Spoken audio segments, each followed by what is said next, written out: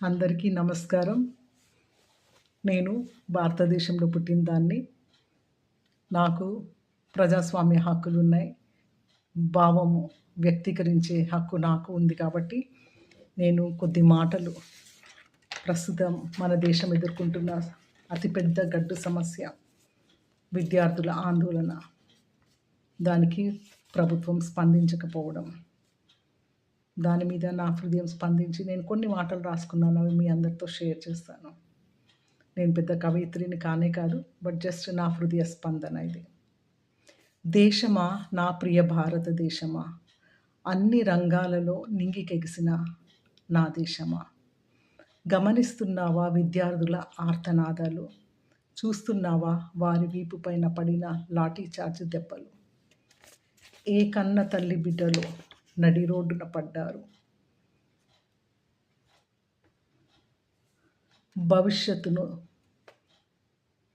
పాడు చేసిన ప్రభుత్వాన్ని నిలదీస్తూ.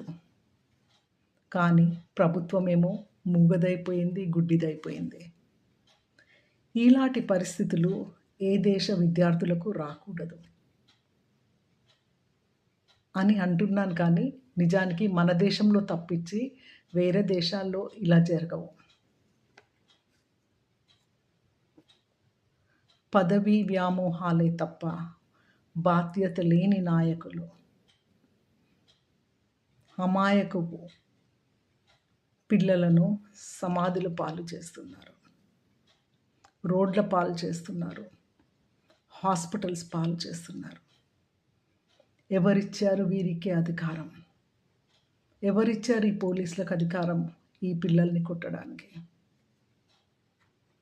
ఆగదు ఈ ప్రభంజనం, ఆగనే ఆగదు. ఈ వ్యవస్థ తప్పక ప్రక్షాళనం అవ్వాలి.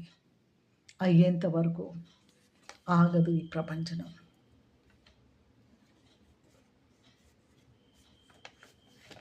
పోలీస్ అధికారులకు, ఆర్మీ వాళ్లకు, ఇంకా అక్కడ ఎవరెవరైతే వచ్చి ఆ విద్యార్థుల మీద చేతులు చేసుకున్నారో ఆడపిల్లలని కూడా చూడకుండా వారి బట్టల్ని చింపుతూ, వారిని ముడుతూ, వారిని అవమానపరుస్తున్నారు. నేను అడుగుతున్నాను, మీకు కూడా ఆడపిల్లలు ఇంట్లో ఉండింటారు కదా, మీకు కూడా మగపిల్లలు ఉండింటారు కదా, దయచేసి వారిని కొట్టబాకండి.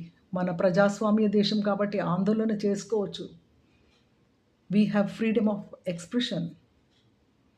కాబట్టి మరి మన ఆ యొక్క బిడ్డల్ని టెర్రరిస్టులుగా